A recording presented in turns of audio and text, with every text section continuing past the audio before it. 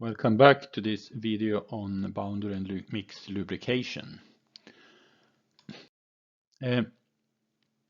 Next thing I want to bring up is the PV number. The PV number is I don't know if I should say useful, but it still tells you something about the severity of the contact. The PV means pressure multiplied by the sliding velocity, and if you see on the units here, you have P, pressure, Newton per square meter, multiplied by meter per second. That becomes watts per square meter. Or if you see the friction force, it's mu PV, and it's again watt per square meter. So watt per square meter tells you something about the severity. The more watt you put into the contact, the worse it will be, of course. There are no limits for the PV. It depends very much on the system, but you can find PV diagrams of this type for different suppliers of bearings, for example, like non-lubricated dry rubbing bearings. In this case, it's from an SKF case. It's a plain bearing, composite plain bearing. So you see here that the PV number, or it gives you some limit here, out here, that limits the operation of the contact. In this case, it's the maximum PV seems to be something like 1 to 2 megawatts per square meter for this non-lubricated polymer bearing. So it's a non-lubricated, it's not really boundary lubrication, but if you add a lubricant there, you will increase the allowable PV number.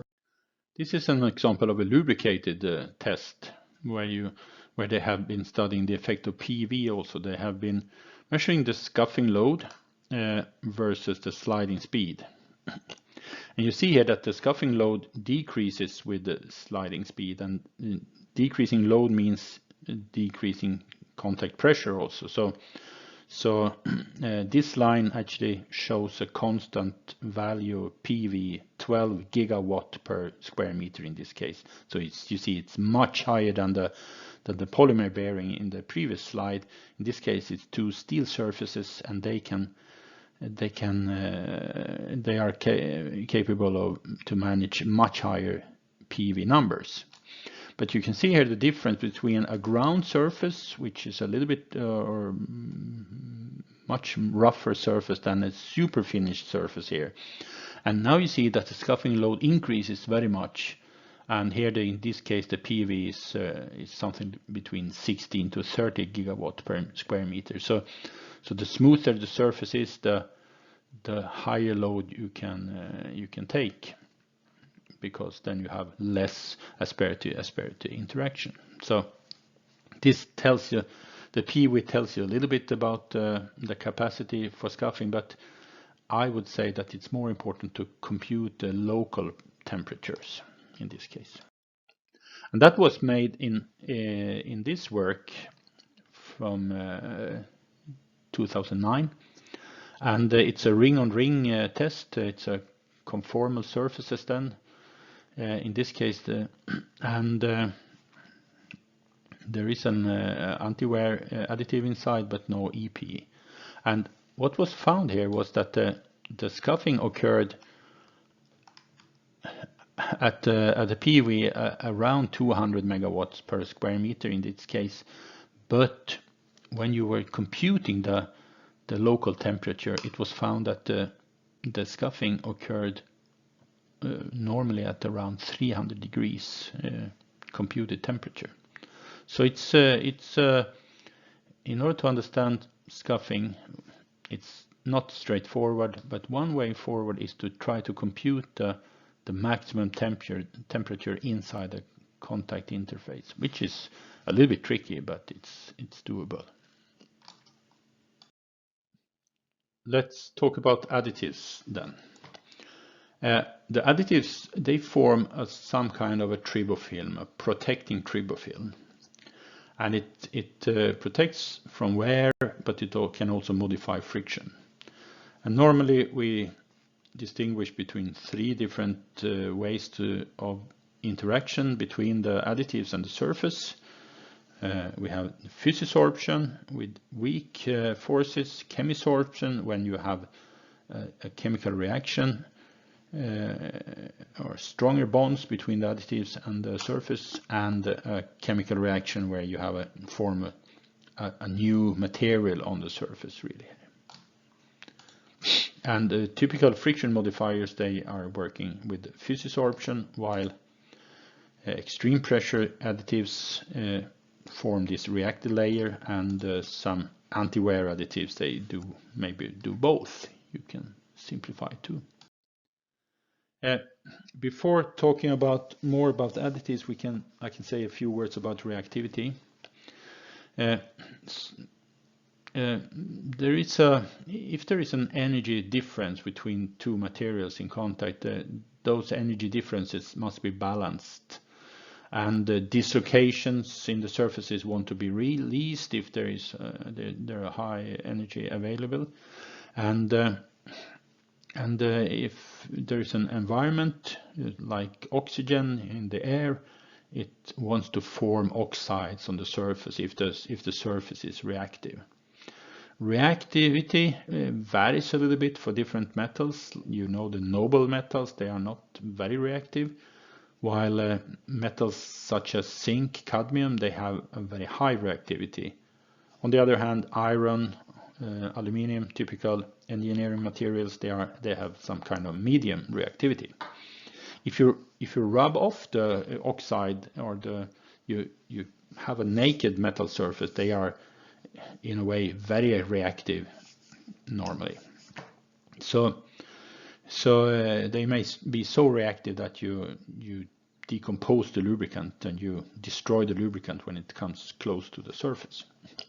But this reactivity controls the interaction between an additive and the surface. So starting then with physisorption, which is the case where you have weak van der Waals bonds formed in the contact. So you normally illustrate it by a picture like this. You have a molecule which is polar. It has different charge in the different ends. Like you have some end here when maybe you have a hydrocarbon chain here. So it forms like a carpet of molecules on the surface, and you have the same thing on the other surface, and the tails of these molecules, they repel each other, and even if it's a very small force in each molecule, together they have some strength that is strong enough to reduce the friction when those two layers are sliding in contact with each other. So they are normally used as friction modifiers. But of course, if when the PV increases, the temperature increases, and then the energy in the contact will become too high, and the molecules are desorbed from the surface. So this is a typical polar molecule, like a fatty acid. You have the polar end of the molecule, and here you have the hydrocarbon chain here, and the same goes for an alcohol. So you can see here that if you have different materials and you lubricate this with, in this case, a lauric acid, a fatty acid, you can see that you reduce the friction coefficient very much for highly reactive surfaces, while maybe not as much for aluminium, for example, and not at all for silver, which is a noble metal. If you have chemical reactions, then first of all, the physisorbed interaction is reversible, so you can take it away and put it back. But in a chemical reaction where the additive reacts with the surface and forms another material, it's an irreversible reaction then. The oxide layer formation is the most common type of chemical reaction, of course. But if the oxide is worn off, then there is a risk of severe adhesive wear. So in some cases you really need a faster formation of a surface, and that is normally required in gears, for example, in transmissions. So then you need something that is reacting faster than the oxygen, and then you use something named EP additives. And EP stands for extreme pressure additives, and maybe extreme temperature additives would have been a better name, because it is required when you have those very high temperatures that occurs when you start reaching scuffing. As I said before, you reach this in that example 300 degrees local temperature, you may have so high temperature that you weld the surfaces together. And these EP additives, they are typically made of sulfur or phosphorus compounds, and so instead of forming an oxide layer, you form a sulfide layer. And this sulfide layer is then, it's formed faster, could be more wear resistant, and it stops, since it is formed fast enough, it stops the iron in the other surface to come in contact with the iron in the other surface.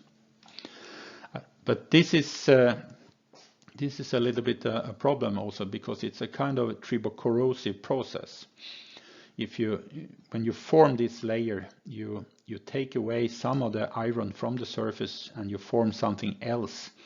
And if you wear off this iron sulfide layer, you need to form a new layer. So it's a corrosive process of the same type but faster than the mild wear oxidation wear. Sorry. Earlier chlorine compounds were also used because they could be even faster and then forming a better film, but they can't be used nowadays because of environmental reasons. A very common anti-wear additive is the CDDP. That is zinc dialkyl dithiophosphate, and you can see how the molecule looks like up here. So it's inside it's zinc, it's sulfur, it's phosphor, and hydrocarbon chains. And this additive is a fantastic thing that was invented in around the World War II time, and it was originally thought as an anti-oxidation additive, but it was soon found out that it was also perfect for anti-wear purposes. So it reacts with the surface and the base oil, and it's activated by the tribo energy. So when the PV gets bigger, then it's activated and it forms a tribofilm, and it forms a very complex tribofilm. I'm not able to explain it in detail here, but normally it forms some patchy phosphates close to the steel surface.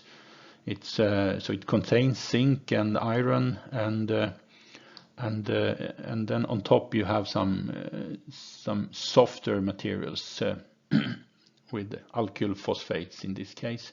So this is normally it's said to be a smart film because it forms a film that is softer than the steel. So when this layer comes in contact with the other surface, it doesn't damage that surface. So instead it's at the same time it's pretty wear resistant. So it's not worn very rapidly either, but it sacrifices itself and it's constantly reformed then.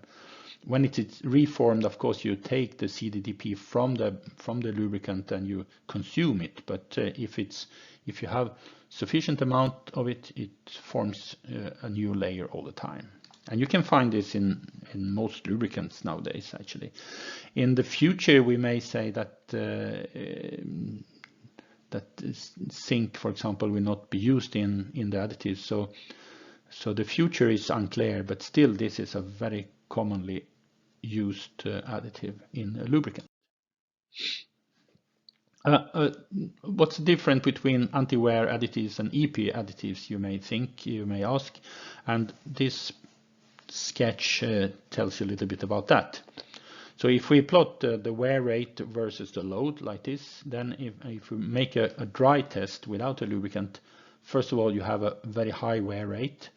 But when you increase the load, you reach some kind of scuffing limit, and the wear becomes dramatically high. So here you have a adhesive wear that you change. You go from one, you have a kind of transition from here you have a mild wear situation, and then suddenly you have a severe adhesive wear. If you add an oil, a lubricant, just the base oil itself, you reduce the wear rate significantly, and you also increase the scuffing load. So you can carry a higher load, but then you run into the same problem with severe adhesive wear. If you add an anti-wear additive, you continue to reduce the wear rate very, very much, but you don't change the transition to scuffing very, very significantly. On the other hand, if you put an EP additive in it, you don't change the wear rate very much when you have the mild wear situation here, but you increase the transition for the severe adhesive wear. So that's the difference between the anti-wear action and the EP action. This is I said in the beginning that it's very difficult to simulate boundary lubrication, and we have been trying to do that anyway. And so this movie is showing you our attempt to do that. So we have two rough surfaces. We compute the contact pressure, and we try to compute the temperature in each contact spot here. And then we have some kind of reaction model, and you see here the red thing is the tribofilm formed. So we compute how the tribofilm is formed when the two rough surfaces are rubbed on each other, and you see here that the surfaces are deformed elastically due to the high local pressures when one asperity collides with another asperity. So it goes on like this for some time, and at the end, when you have finished the simulation, you find something like this. So this was the original case, before, and this was after. So what has happened? We have seen that the tribofilm is grown on the summits of the asperities, and you have made actually the surface has become rougher than it was in the beginning. And so this may do that the surfaces are not worn.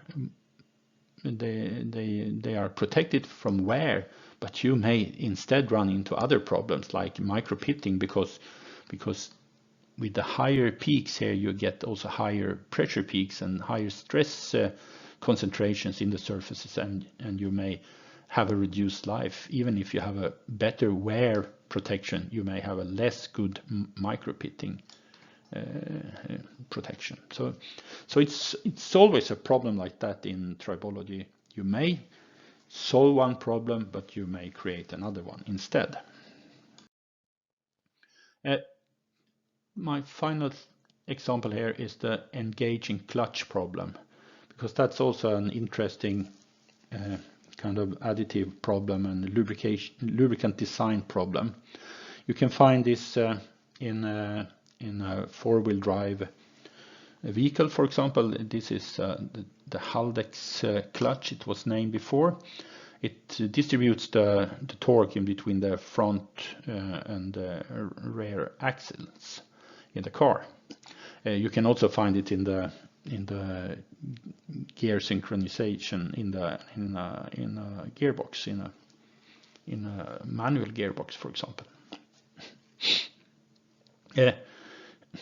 You can't. What you want to do is to transfer torque via a number of clutch plates. Here you can see a pack of clutch plates here. So you transfer torque via friction from one plate connected to one shaft and the other plate connected to the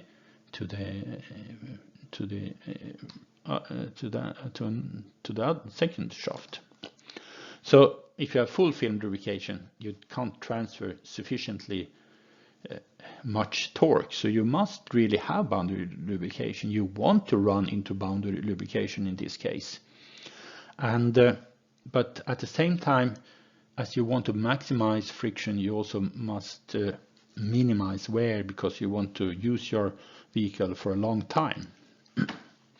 And you also want some specific friction behavior. You don't want a negative friction versus sliding speed curve like in here you have. If you only use the base oil, you will get a curve looking like this. But when you design the automatic transmission fluid, you must get a friction that looks something like this. So what you do here is that if you add friction modifiers, you reduce the friction at low sliding velocity, and then you bring down this high friction to a much lower number here, and you get this positive slope of the curve.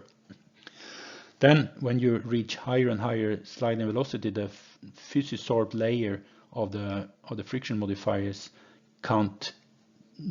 they are desorbed, so they are removed from the surfaces, and you come back to a level that is more similar to the pure base oil. But this is a typical case where you play around with different additive chemistry to get a certain behavior. You also add other additives to keep the wear down of the surfaces, but that's another story. So that's enough for me in boundary lubrication. So looking forward to present some other topic on tribology. Thank you very much.